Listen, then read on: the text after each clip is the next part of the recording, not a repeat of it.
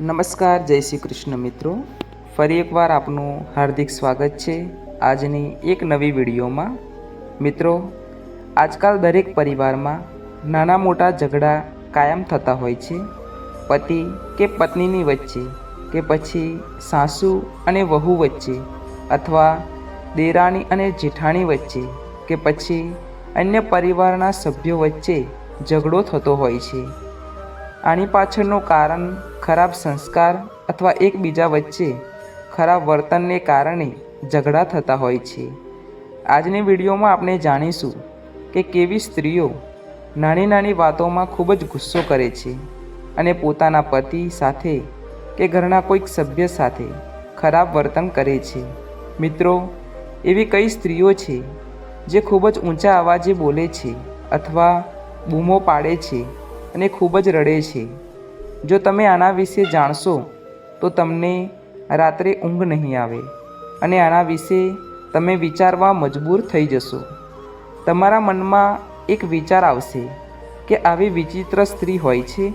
મિત્રો, આચાર્ય ચાણક્ય અનુસાર સ્ત્રીને ખૂબ જ નાજુક ઢીંગલી માનવામાં આવે છે. તે ફૂલ જેવી કોમળ અને મુલાયમ હોય છે. આવી સ્થિતિમાં ચાણક્ય કહે છે, નાની નાની વાતોમાં ઊંચા અવાજે બોલતી અને રડતી મહિલાઓ કોઈથી ઓછી નથી હોતી. ચાણક્ય કહે છે કે બૂમો પાડતી સ્ત્રીઓ ઘણીવાર પરાજય પામે છે. સ્ત્રીઓનું એક પાત્ર છે જે ચીસો પાડે છે અને રડે છે. પરંતુ તમે જાણો છો કે ઘણા લોકો આવી મહિલાઓની વાત પણ સાંભળતા નથી અને તેમના વિશે ઘણા અપશબ્દો બોલવામાં આવે છે.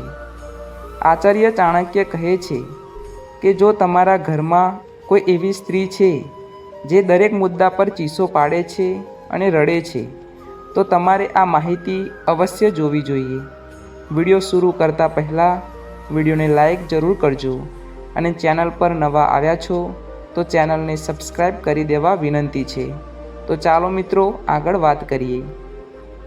નંબર 1, ચાણક્ય કહે છે કે સ્ત્રીઓમાં પુરુષો કરતાં અનેક ગણી સહનશક્તિ હોય છે.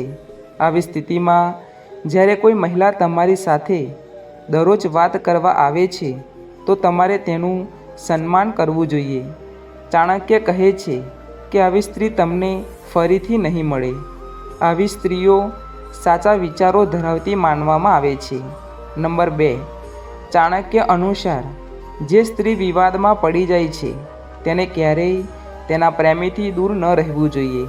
આવી મહિલાઓ પરિવાર માટે ઘણી સારી માનવામાં આવે છે. કોમળ હૃદય હોવા ઉપરાંત તે દરેકની લાગણીઓને પણ માન આપે છે. આવી સ્ત્રીઓને ક્યારેય છોડવી જોઈએ નહીં. જો તે સ્ત્રીની કોઈ ભૂલ ન હોય તો પણ જે સ્ત્રી દરરોજ આવે છે તેની અંદર પ્રેમ ભરેલો હોય છે, જે તમારા માટે સારું છે. નંબર 3, આચાર્ય ચાણક્ય કહે છે કે સ્ત્રીઓના રડ્યા પછી બૂમો પાડવાથી તેમનામાં રહેલા ગુસ્સાનો અંત આવે છે અને રડવાથી પણ મન હળવું થાય છે. ચાણક્ય અનુસાર રડવાથી તણાવ પણ દૂર થાય છે. મિત્રો, સમયાંતરે રડતી સ્ત્રીઓ દરેકના નસીબમાં હોતી નથી. તેમના હૃદય નાજુક ઢીંગલી જેવા હોય છે. રડતી સ્ત્રીઓ કોઈનું દિલ તોડતી નથી, ભલે તેણીને પોતાનું હૃદય તોડવું પડે. તે અન્યની લાગણીઓને માન આપે છે.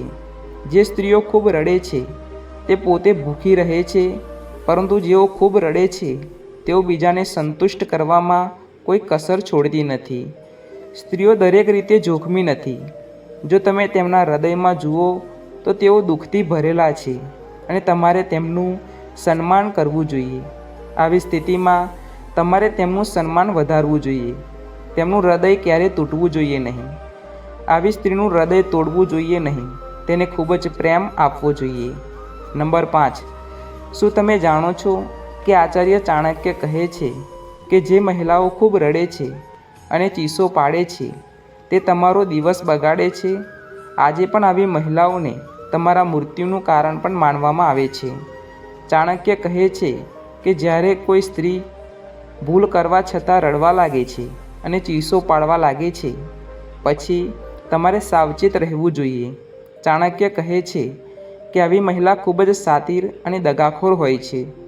એવું કહેવાય છે કે તે ખૂબ જ ચાલાક અને ચતુર હોય છે. તે તમારા વિનાશનું કારણ પણ બને છે.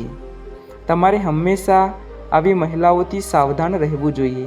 કારણ વગર રડવું એ પણ બરબાદીનું કારણ ગણાય છે. મિત્રો, જો તમને આજની વિડીયો ગમી હોય તો વિડીયોને લાઈક કરી દેજો. તમારી એક લાઈક અમારા માટે બહુ મૂલ્યવાન છે. તેથી કૃપા કરીને એક લાઈક આપીને ચેનલને સબસ્ક્રાઈબ કરવા વિનંતી છે. મળીશું હવે એક નવા વિડીયોમાં. જય શ્રી કૃષ્ણ.